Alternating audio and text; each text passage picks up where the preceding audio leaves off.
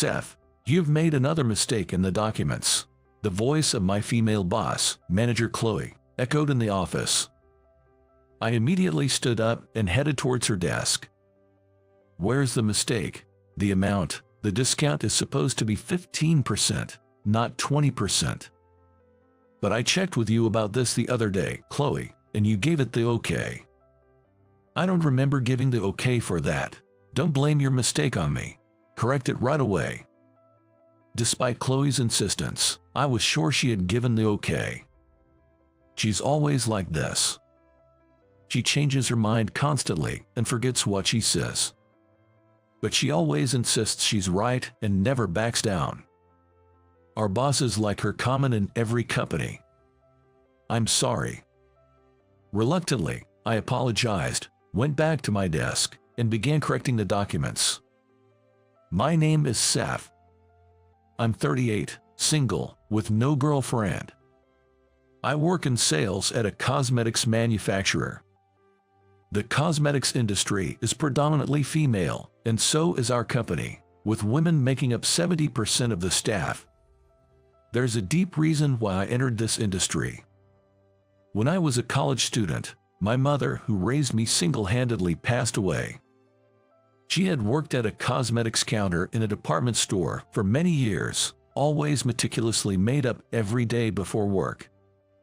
Even when her illness worsened and she was hospitalized, she never missed her daily makeup routine. When I put on my makeup and see my done-up face, it really boosts my confidence and makes me feel so happy, my mother used to say. Looking at a reflection in the large hand mirror, that's what my mom would say. Makeup isn't just for showing off to someone else, it's for women to have confidence in themselves and to live each day joyfully. My mother loved her job. She worked with conviction and pride. I wanted to be involved in the cosmetics work that my mother loved so much. Even now, 15 years after she passed away and I joined this company, I can't forget the smile on my mother's face, happy to see her made-up face in the mirror. Just as my mother said, I want to help many people enjoy makeup. That's what I think about as I work. The job is fulfilling and fun, but my manager Chloe has always been a thorn in my side. She is 42, 4 years my senior, and had been in a different department up until 3 months ago when a personnel transfer made her my supervisor. Since then, she's taken every chance to scold me, sometimes even with a mean spirit. She's married and likes to poke fun at me for being single. It's concerning to be single at 38. Do you have a personality defect or something? She said to me once. That's none of your business and quite rude, don't you think? I retorted, but she wouldn't listen. What's that tone? I'm just stating facts. Are you talking back to your boss? I was just dumbfounded by her audacity. One night, like always, Chloe ordered me to work overtime, and I was left alone in the office late into the night. The work she dumped on me was voluminous, and it was deep into the night before I knew it, with the last train almost due. Oh no, it's so late. I can't stay here all night. I need to get home before the trains stop. In a rush, I closed up the office and headed to the nearest station. When did it start raining? Good thing I brought my fold-up umbrella. With my umbrella up, I hurried to the station and bumped into someone at the ticket gate. Sorry. No, my fault, I'm sorry, the woman I bumped into replied. The person I bumped into was a woman in her 30s, wearing a suit, drenched from head to toe. She must have been caught in the rain without an umbrella. As I went through the gate, an announcement indicated the last train had just left. I was so close, yet I didn't make it. No choice but to leave the station and head for the taxi stand. There, the woman I had bumped into earlier was walking in the same direction. When I got in line for a taxi, she lined up right behind me. Her hair was dripping wet, and she looked very cold. I wanted to do something for her but had no towel to offer, so I stood there, feeling concerned but helpless. When my turn came, and the taxi arrived, I addressed the woman behind me. If you'd like, please go ahead of me. Really? Are you sure? Yes, you're so drenched. You should get home quickly. Thank you so much. She bowed deeply and got into the taxi. Watching the taxi drive away, I hoped she wouldn't catch a cold. A few days later, as usual, I arrived at work only to be greeted by Chloe shouting, "Seth, because of you, an important deal has been ruined." What happened? Don't play dumb. The materials you prepared were for the wrong product. Theo from the client side was furious. But I'm sure I prepared the exact materials for the product you told me, Chloe. However, Chloe insisted it was my mistake and wouldn't budge. Just prepare new materials right away. As soon as they're ready, we're going to apologize to them. I don't know if they'll forgive us, but hurry up. So, I had no choice but to redo the materials. Once ready, I headed to the client's company with Chloe. The company was the head office of a popular retail chain among young people. Chloe was presenting there to get our products placed in their stores. Theo, the person in charge, frowned upon seeing us. If it's about yesterday's matter, we've already decided on another manufacturer. Please leave. Please don't say that. Just take a look at the materials at least, please. With that, Chloe bowed her head. I bowed mine as well. I'm terribly sorry about yesterday. We've prepared new materials. Please, take a moment to consider them. But Theo wouldn't even take the materials. We don't need them. Just go back, please.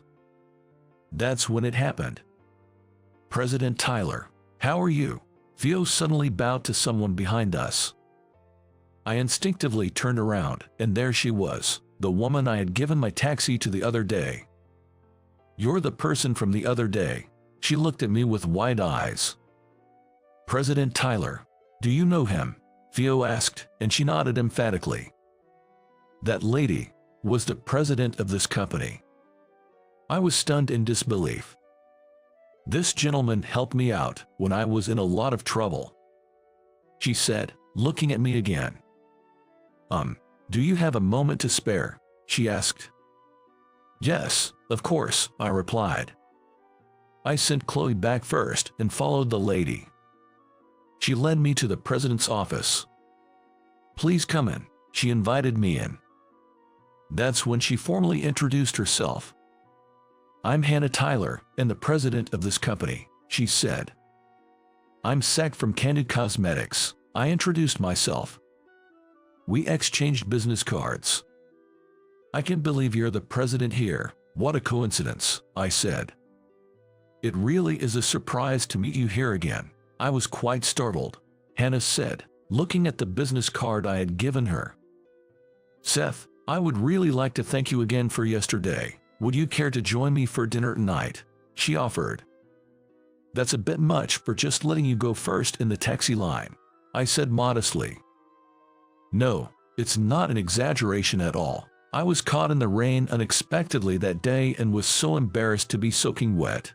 Thanks to you, I was able to get home quickly, and it really helped me out. Please, let me treat you to dinner, just this once. She insisted with such sincerity that I found it hard to refuse. And after all, she was the president of a crucial business partner.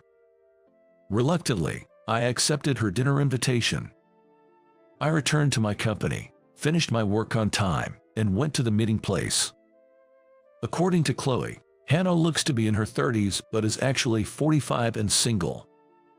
She started her own company when she was young and has grown it significantly, a true career woman. The restaurant she had chosen was an upscale French restaurant. After giving my name, I was led to a private room where Hannah was already waiting.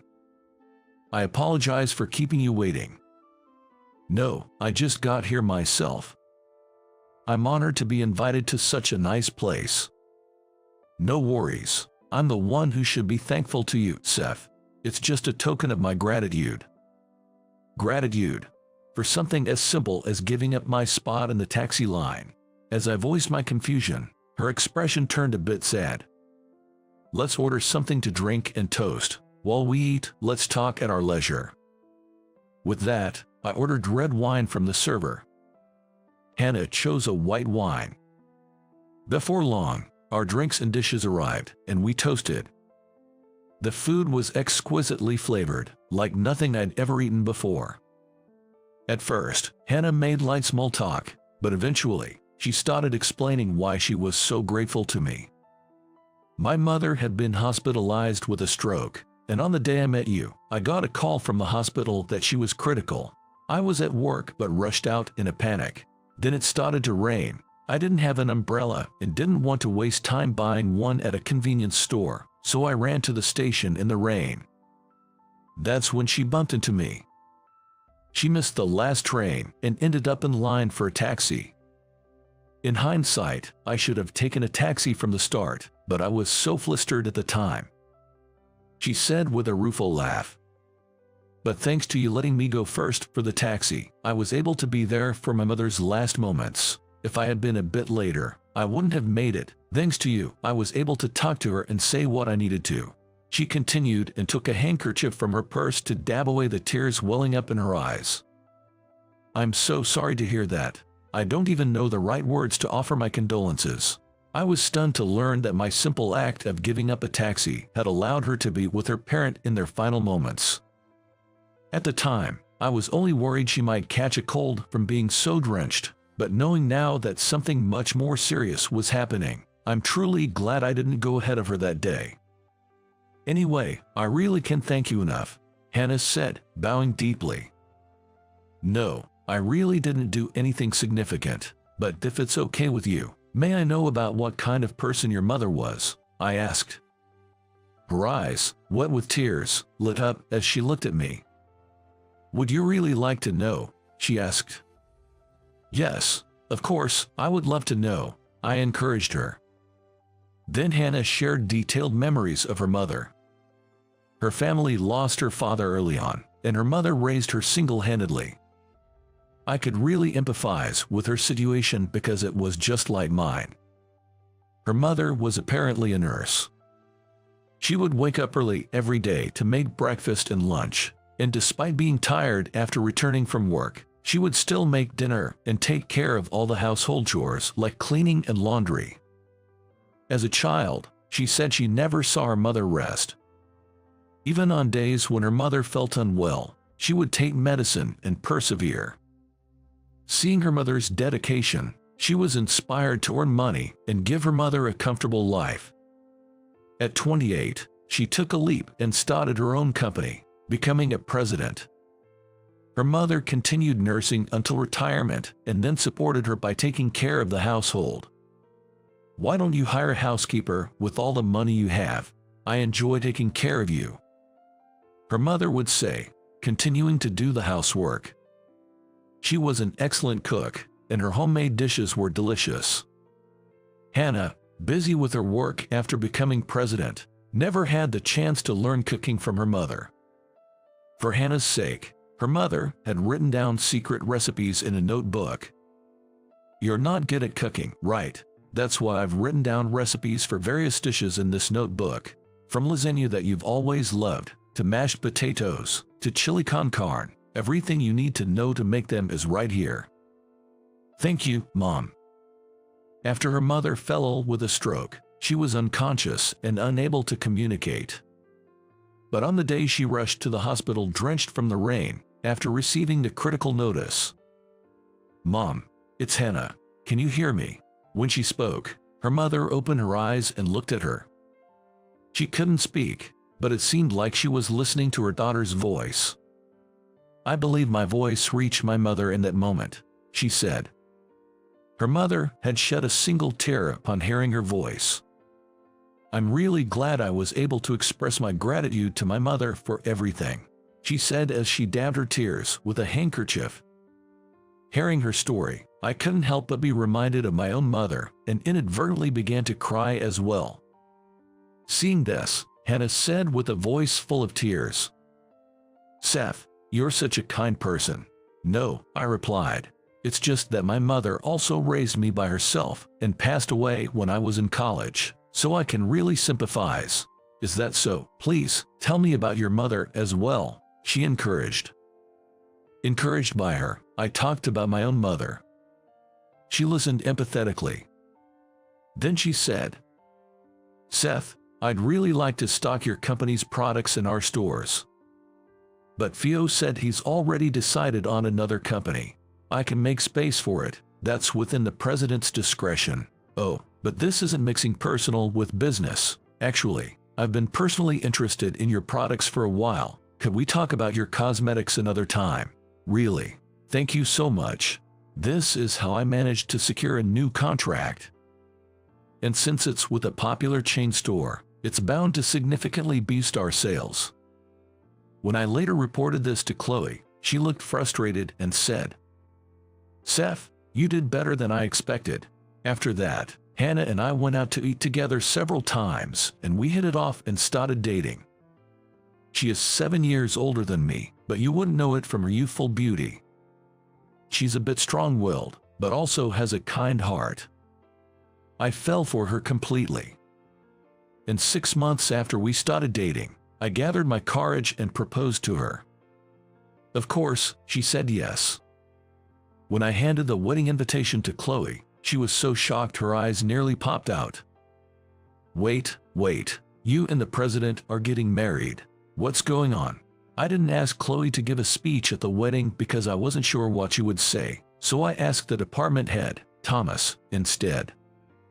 Throughout the wedding, Chloe had a look of disbelief, and I couldn't help but laugh. Later, I transferred to my wife's company, became the head of the cosmetics division, and worked on developing collaboration products with famous manufacturers. Fate works in mysterious ways, and as I reflect on this, I continue to enjoy every moment with my wife.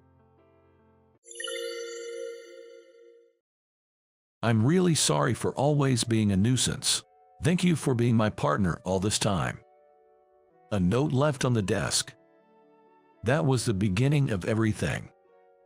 My name is Jaden. I'm 30 years old. I work in the editorial department of a publishing company. I married my colleague Amy 3 years ago, and we're the so-called dinks. Dual income, no kids. Work and personal life are fulfilling. We had a good marriage, no complaints, or so I thought. One day, out of the blue, Amy left a divorce paper and a note and walked out of the house. There was no particular fight or any memory of blaming my wife. I was completely at a loss as to why she wanted a divorce. Going back in time a bit, I met Amy during the new employee training at work. I was in my 5th year at the company, and the junior I was in charge of was Amy, fresh out of university. "Hello, I'm Amy. Nice to meet you." I was a bit worried about her being excessively cheerful and giggling without reason. As expected, she wasn't tall that into her job. Moreover, she was clumsy and made many mistakes, the epitome of a newbie who just couldn't get it right. Even though it was tough, I decided to make her a proper worker. I need to get a handle on her characteristics. So I started observing Amy closely. She was the type to answer questions before they were fully asked and then make mistakes. But Amy was earnest in everything she did and took on even the most troublesome tasks seriously. Just her presence in the office brightened the atmosphere. She was always smiling and never missed a greeting, and before I knew it, she became the idol of the workplace. Despite being her senior, I ended up learning from Amy.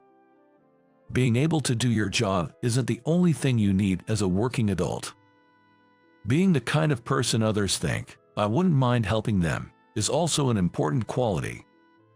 Using her charm and communication skills, Amy gradually transformed into a capable worker. Working with her and guiding her passionately, I realized I was drawn to her. I didn't want to mix work with my personal life. I spent a year being a thorough mentor to Amy, drilling her in the ABCs of an editor. Then, the day I was no longer her mentor, I asked her out for a meal, under the guise of a celebration for the end of her new employee training. "Is it okay, Jaden? This place is famous. It's even been featured in magazines, right?" Amy looked around worriedly. For a celebration, the place was obviously too extravagant. I cheerfully reassured her. It's on me today. It's a reward for your hard work this past year, so I went all out." With that, Amy smiled with relief. Even when being treated, she worries about the other person's financial situation. I liked that about her. We enjoyed a full course of famous French cuisine while talking about work. A tipsy Amy with her cheeks slightly pink was so cute it made my heart skip. After the dessert was brought out, as she was about to take a bite with a smile, I said, "To be honest, the whole celebration thing was just an excuse to ask you out. I want to ask you out for real, not just as senior and junior." Amy was gaping with her mouth wide open. Maybe it was no good. Just when I was about to get discouraged, Amy suddenly burst out laughing. "Of course, it's okay. Thank goodness, my 1-year-long unrequited love has finally paid off." Amy's response nearly knocked me over.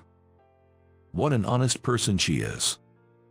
I found myself laughing along, feeling somehow relieved. For some reason, her boundless cheerfulness was my salvation. I was glad she was my partner. Even after we started dating, I kept thinking that. The serious and nervous me, and the bright and impatient Amy. If you add me together and divide by 2, we're perfect. So, please marry me. That's how I proposed to her. Amy, crying tears of joy, happily accepted, and we made it to marriage without a hitch. Even after marriage, Amy was like a runaway train. She'd acted on her desires and, without consulting me, immediately put her decisions into action. She'd suddenly decide on a trip, or I'd come home to find a new pet. I'd give her a smile, but gradually I learned to put a stop to Amy's antics. I could mostly understand what she was thinking, and preemptively stop her from doing something rash. You could say I was the husband who acted as a stopper. Amy would puff up her cheeks and say, "I'm not a child anymore. Can you not check up on every little thing I do? It's like you're my guardian, Jaden." She'd retort like that. Every time we had an exchange like a comedic duo, I savored the happiness of being with Amy. And yet, what on earth is this divorce paper and note on the table? This time, I just couldn't understand Amy's feelings. Moreover, she had sent in her resignation to our workplace. I felt a rush of anger. I immediately grabbed my cell phone. I kept calling, but she didn't answer. I hurriedly contacted Amy's parents' house, but it seems she hasn't returned there. Amy's mom, sounding apologetic, handled my call. "I'm really sorry, but since we haven't heard from her either, we don't know what to do." That was true. Once Amy had made up her mind, blaming someone wouldn't change the outcome. In the end, without being able to have a conversation with Amy, I reluctantly submitted the divorce papers 3 months later. It was a bitter decision, persuaded by both my parents and Amy's. 5 years after the divorce from Amy, I became a divorced office worker and threw myself into my editorial work more than ever. Well, it was the only way to distract myself from the loneliness. I was tasked with creating a tourist guide for each state, which took me on a business trip to Napa Valley in California, where Amy's folks live. It was a busy day. I was running around all day with interviews and meetings, and before I knew it, it was evening. After bidding farewell to the interview crew, I began to walk through the bustling night streets. Now that I think about it, I hadn't visited Napa Valley since the divorce from Amy. For some reason, I was hit with a wave of nostalgia and found myself enjoying a leisurely stroll, taking in the ambience around the main station area. That's when it happened. I saw a mom pulling along a little kid. I was gazing absent-mindedly when a shock hit me, and I blurted out without thinking, "Amy, isn't that Amy?" I found myself sneaking peeks at her from a distance, blending into the crowd. Sure enough, it was Amy. And thanks to the kid throwing a fuss, Amy didn't seem to notice me at all. She passed by me while talking to the kid. Watching her, I felt my pride being shredded to pieces. Dark emotions began to swirl inside me. I had struggled so much with the divorce, and yet there was Amy, seemingly remarried and living happily. It had been 5 years, but still. I was honestly shocked at how deeply I was still affected. I thought I had moved on from Amy. Realizing I still harbored feelings for her was painful. But Amy had moved on, started a new life without me. I had to keep telling myself that, trying to force acceptance. Sadly, it just wasn't my place anymore. As I was finally coming to terms with it and about to leave, that instant, "Mommy, Daddy's here," I heard a child's adorable voice and instinctively turned around. There stood Amy with a surprised expression. We both just stood there, unable to move. I couldn't shake off the word daddy from my head. Amy remained silent, looking uncomfortable. I found myself blurting out, "Hey, long time no see, you look well. If you've got a minute." I suggested we go to a diner nearby to talk. Amy nodded. Then I spoke to the child. His name is apparently Joshua. A lively little boy, by the looks of it. We went into a nearby diner and initially exchanged updates about our lives, making small talk though it was awkward. After a while, I confronted Amy with a question that had always bugged me. Why did we even end up divorcing? I can't think of any reason. Amy looked uncomfortable but seemed to make up her mind. Taking a deep breath, she began. "There's something I never got to tell you." My heart was pounding as I waited for her to continue. What could have driven Amy to leave so suddenly? What had I done? "I found out your true feelings. I overheard you telling someone how my presence was a bother, how we married too soon." Even as she was entertaining a playful Joshua, Amy was seriously addressing me. Her voice was becoming tearful. Hearing that, she suddenly felt like she shouldn't be there, and she left the house, she said.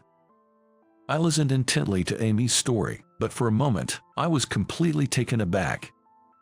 I had no recollection of saying such a thing. Did I ever say something I didn't mean? Even when I asked if she might have mistaken me for someone else, she just shook her head. As I was deep in thought, arms crossed, it hit me. Maybe, I've got it. It was that time. I stood up, my voice echoing in the diner. No, it's all a misunderstanding, Amy. I started to explain the situation to a confused Amy in rapid fire. That was about a fictional story for work. You must have overheard and got the wrong idea. You know that Tom from my college days is a writer, right?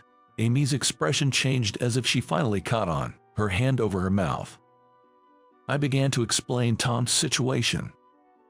He was trying to be a novelist while working. A man juggling 2 careers. So he often came crying to me, a professional in writing, seeking advice. That day, 5 years ago, Tom was stuck on a story he was submitting for a literary award and called me. Please, don't tell Amy I called. I believe she knows one of the judges professionally. What do you honestly think of my work? I gave him advice impulsively. The protagonist's mindset about considering divorce isn't well captured. If it were me, I'd say I'm frustrated with my wife's presence. Maybe we married too soon. To dig deeper, otherwise, the following text won't be tight enough. Tom wanted to keep the content private, so I deliberately moved to the bedroom to discuss it. Little did I know that at that moment, Amy had come to retrieve something she'd forgotten. She'd overheard my advice and completely misunderstood. After 5 years, I came to learn this shocking truth. Amy's absent-mindedness was both exasperating and laughable. Although Amy tried to laugh it off awkwardly, her misunderstanding had led us to divorce. It's one of those situations where you can only laugh. Really, I'm so sorry for my mistake. Amy apologized, and there was no way I could say it's not your fault. Why hadn't she asked me about it before leaving?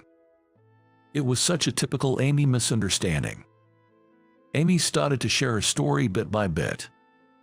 After divorcing you, Jaden, I planned to go back to my parents' house, but then I found out I was 2 months pregnant. I couldn't go back to you or my parents. So, she explained her situation to a publishing company she knew and got hired as a contract employee. Amy didn't want to be a burden to her parents, so she rented an apartment and somehow managed to give birth to my child alone. But being a single mom was harder than she'd anticipated. Struggling financially, Amy finally returned to her parents' house. She had cut off contact with them and got an earful when she showed up. I was listening, nearly collapsing from my chair, when I looked at Joshua eating his parfait. This boy is my son. I couldn't help but ask the question that was bugging me the most. Earlier, Joshua called me daddy, right? How does he know? Having never met me. Amy gave an awkward smile, maybe feeling uneasy. For Father's Day at daycare, they draw pictures. When he asked who's my dad, I showed him your photo. That's why he hugged you right away today. Learning so many shocking facts, my mind was in gridlock. Our divorce was based on a misunderstanding, and unknowingly, I had become a father to a son. While I was stunned, I'm really, truly sorry. Because of my assumptions and jumping to conclusions, I messed up your life and caused you trouble. Amy started apologizing fervently. As angry as I was inside, I couldn't help but start to find the humor in the situation. This is one heck of a life story, isn't it? I had always wanted kids from the start of my marriage, and I never wanted to divorce Amy in the first place. It's actually a happy situation for me. Thinking this, I found myself oddly accepting of Amy's wild ways. Me, who used to be so serious and stubborn. Now, not even fazed by having a child I didn't know about. I stopped Amy's earnest apologies and said, "It's okay, just calm down. More importantly, thank you for raising our child on your own these past 5 years. You must have had a tough time. You did well." Watching her tear up, I continued, "I'm sorry for creating a situation that could have made you think I wanted a divorce. I was so busy with work and constant business trips back then. It's not surprising you might suspect me of cheating." Perhaps remembering those times, Amy burst into tears. Yes, I had my faults too. I shouldn't just wrap it up as her jumping to conclusions. I gently suggested to Amy, "Why don't we put the craziness behind us and start over, you, me, and Joshua? What do you say?" As I said this, my wife sobbed. "Are you sure you want me, even though I'm such a scatterbrain? What if I cause trouble for you again?" Amy said. I laughed and said, "What are you talking about now? It's always been like that from the start. My dull life becomes fun and fulfilling only with an interesting twist like you. Let's go get a marriage registration form from the city hall." Hearing my sarcastic remark, a smile finally returned to Amy's face. Joshua, watching us smile, shouted, "Let's go. That's my boy. He knows how to cheer up Amy." The three of us walk hand in hand down the twilight road. To make sure we don't pass by each other again. To make sure we don't part again. That was the moment Amy and I truly became husband and wife. A year has passed since that fateful reunion in Napa Valley. We remarried without a hitch. Back to being the same quirky couple, and Joshua quickly accepted me. Today is Joshua's daycare sports festival. I'm dead set on winning the parent-child race.